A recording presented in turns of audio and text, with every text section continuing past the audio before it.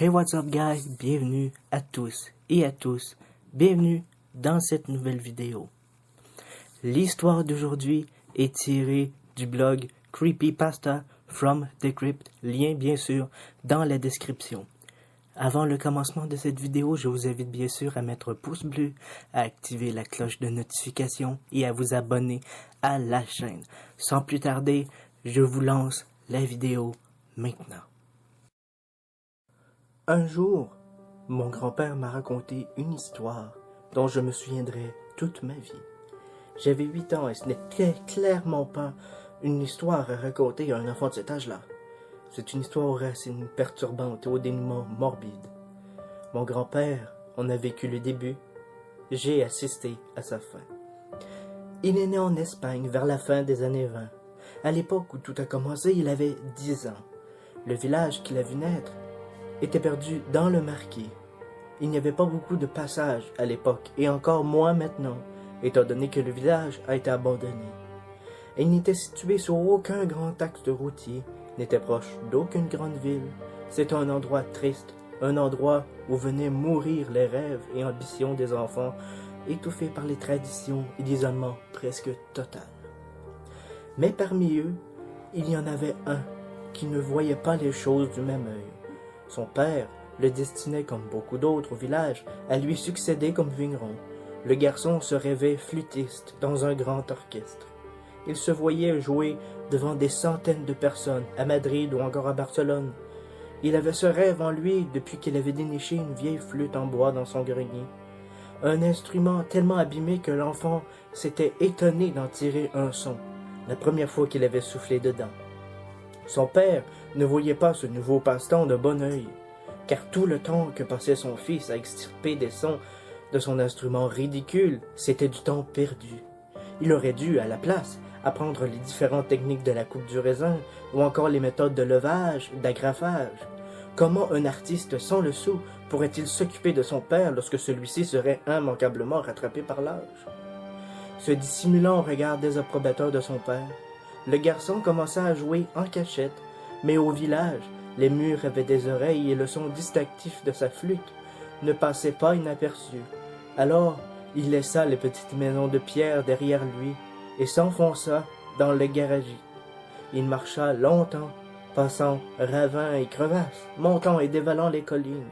Il ne s'arrêta que lorsqu'il arriva à sa cachette devant la grande pierre. C'était un énorme morceau de roc rougeâtre. Le garçon s'asseya toujours sur la même vieille souche d'arbre, et après avoir regardé par-dessus son épaule, il jouait de sa flûte sans se soucier de savoir si on l'écoutait ou pas. Les premiers temps, les notes étaient hésitantes. Les sons qui sortaient du petit instrument de bois étaient stridents et tremblants, mais plus l'enfant venait s'asseoir face à la pierre, plus les jours passaient et mieux il jouait de sa petite flûte. Il arriva bientôt à créer des mélodies de plus en plus complexes. Un jour, alors qu'il jouait comme à son habitude, un corbeau noir comme la nuit va se poser sur la grande pierre. L'enfant s'arrêta de jouer et l'observa le volatile. Cette fois-ci, le garçon avait un public. Il se remit donc à jouer, et à la fin de son récital, salua bien bas le corbeau avant de s'en aller. Alors qu'au village on parlait de guerre civile et de disparition, le garçon passait tous ses après-midi assis sur la souche, devant la grande pierre. Le corbeau était toujours au rendez-vous pour assister au spectacle. Le petit jouait pour lui comme s'il s'agissait du président en personne. Et bientôt, un second corbeau vint se poser aux côtés du premier, puis un troisième, suivi d'un quatrième. Au bout de plusieurs semaines, pas moins de 40 corbeaux venaient tous les jours se poser sur la grande pierre. Il arrivait même parfois que les volatiles arrivent avant lui. Le garçon entrait donc sur scène, saluant son auditoire, mais avec le temps, ces concerts se firent de plus en plus rares. Son père, en effet, interdit l'enfant de sortir en fin d'après-midi et lui intima l'ordre de rester loin de la grande pierre rouge, puis finalement lui interdit de sortir tout court. Des gens disparaissaient au village. Le boulanger s'était volatilisé, suivi du meunier, des gens qui parlaient trop fort d'après le père du garçon. D'autres habitants étaient partis sans explication. Des gens respectables, pourtant bien établis dans le village, déménageaient du jour au lendemain. Le doux son de la flûte, les mélodies, le grand air tout ceci va à manquer un enfant qui se morfondait à la fenêtre. C'est ainsi qu'un mois plus tard, alors que d'autres villageois avaient encore disparu, le petit garçon profita du lourd sommeil pour s'éclipser. La nuit tombait doucement et beaucoup de maisons étaient maintenant inoccupées.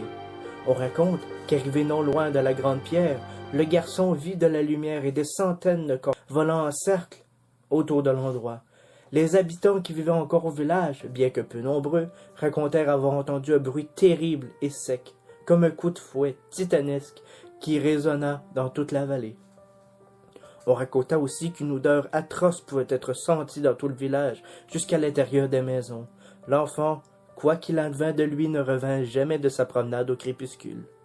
Mon grand-père a toujours assuré que ce petit garçon était son frère, même si mon père était certain qu'il n'avait pas connaissance d'un oncle mort étant enfant. Et pendant une longue période de ma vie, je me suis demandé pourquoi il m'avait raconté cette histoire alors que j'étais si jeune. Peut-être était-ce une sorte de morale. En tout cas, elle avait fait son effet. Je ne sortais jamais seul, très longtemps et toujours dans les environs de la propriété. Je l'ai par la suite presque oublié jusqu'à la mort de mon grand-père. Par curiosité, je me suis renseigné sur son village natal.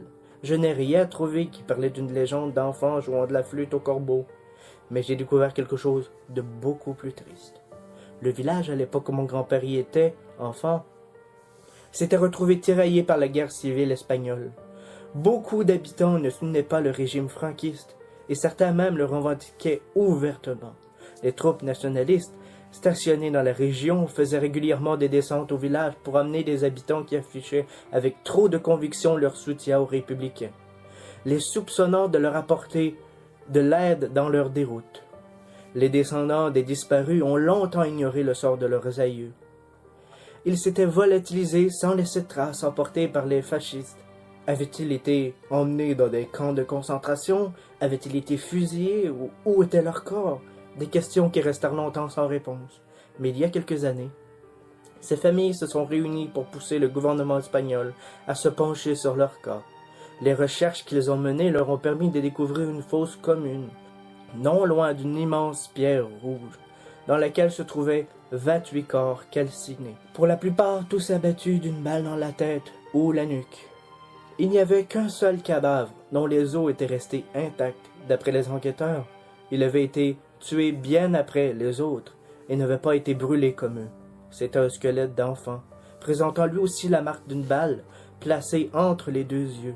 Ce qui a définitivement fini pour me persuader de la véracité de l'histoire de mon grand-père. C'était l'objet que tenait l'enfant dans sa main, toujours serrée. Une petite flûte en bois.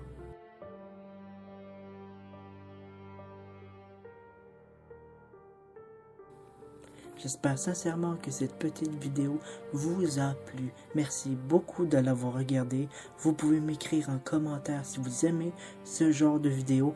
Et je vous rappelle que le lien est dans la description pour lire d'autres histoires de ce genre. Sur ce, on se retrouve bientôt. Bye bye.